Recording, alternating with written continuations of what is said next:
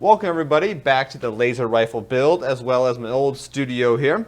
Today we're going to be working on the muzzle flash effect. Yeah, this flash effect here. Hey, just barely. It blinks.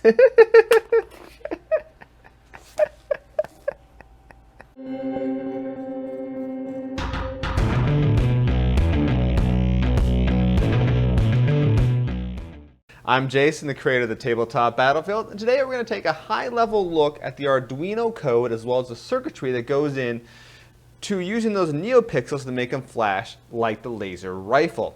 So my assumption here is that you're already somewhat familiar with the Arduino, so this is not a step-by-step tutorial on how I program this, how I wired everything up. I give, like I said, a very high-level look at things. If you are interested in having me create a much more detailed video on this process, go ahead, leave a comment, and if I get enough of those, I might actually consider doing that. It would be a bit of a long video and a bit of a process, but if it's something you want to see, certainly let me know.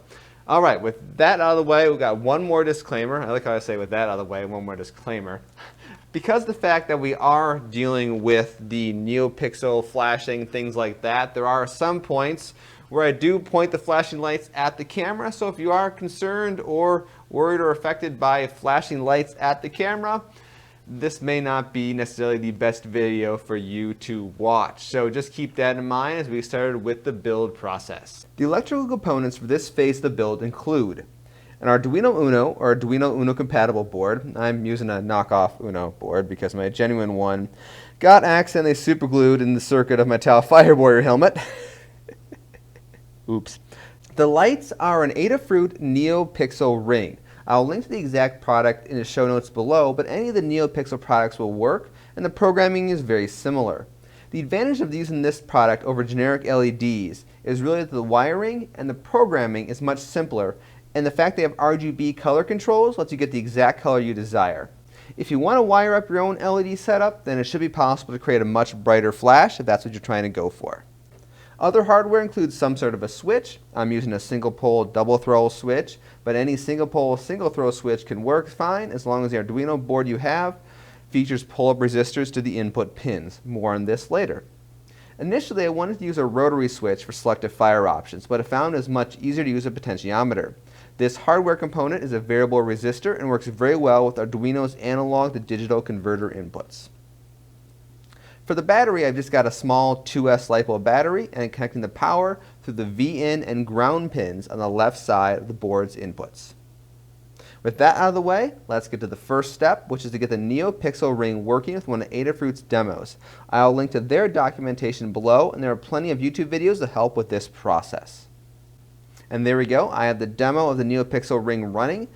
I wanted to do this just to make sure that my hardware works, but I'm also going to be building on this demo code, integrating parts of it into the final piece for the laser rifle.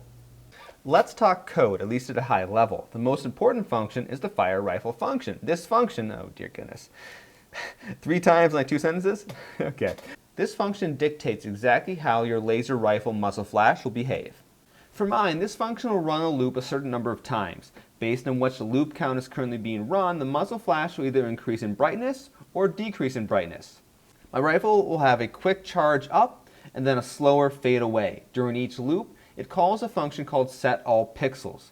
This function handles all the NeoPixel details and pretty much contains some of the sample code that Adafruit provides with their demos.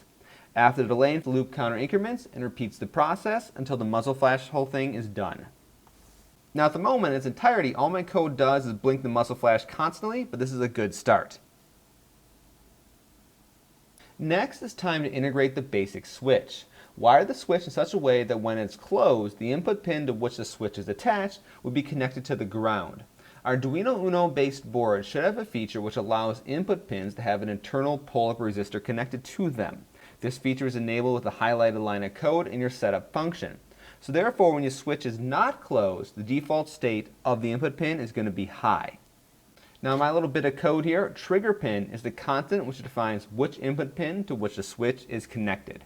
From there, during each iteration of the main loop, I check the status of the switch. If it is low, I call my fire rifle function. At this point, you kind of have a fully automatic rifle. It's kind of slow in my example, but we can fix that later. Simply adjust the delay of the main loop to control the rate of fire. Of course, I want to equip this laser rifle with selective fire, so let's work on that at this time. The first step is to build each fire mode separately. As I mentioned a moment ago, we already have created the automatic fire mode, but we want to adjust the rate at which basically the muzzle flash blinks to make it, well, a little more intense and a little bit more intimidating. 1 round per second is not very good.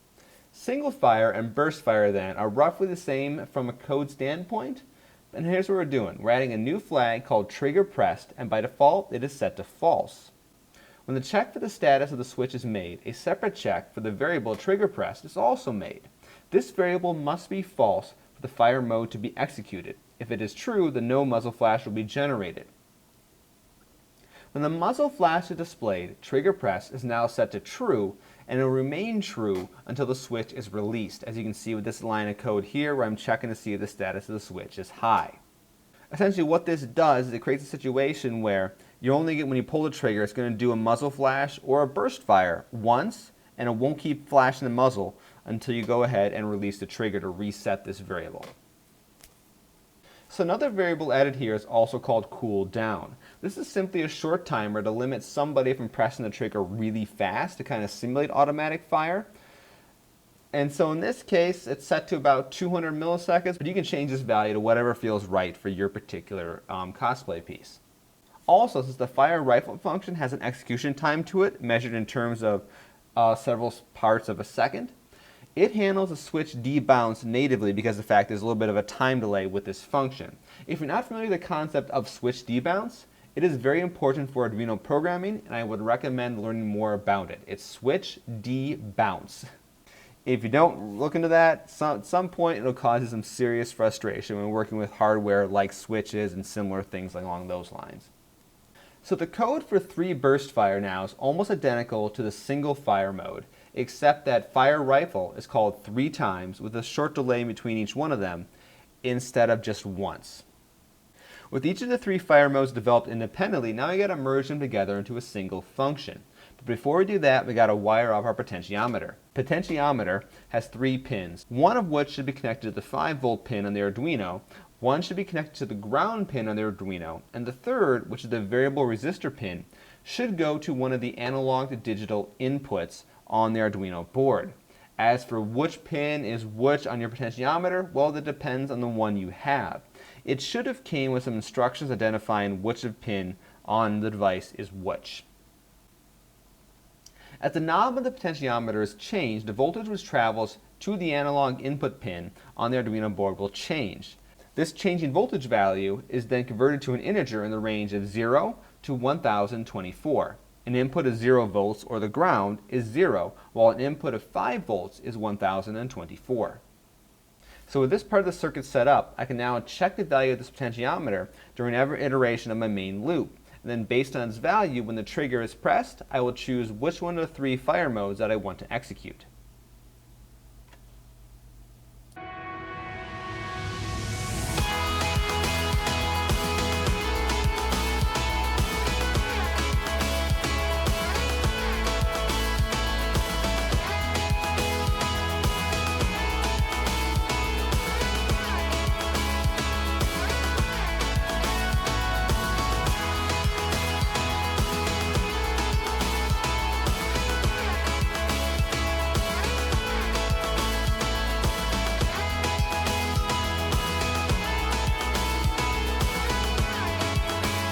For today, there is one more part of the build, and it's to build the muzzle of the rifle. As mentioned in the last episode, the barrel is measured to be a bit shorter than expected, and now it's time to add that piece onto the end.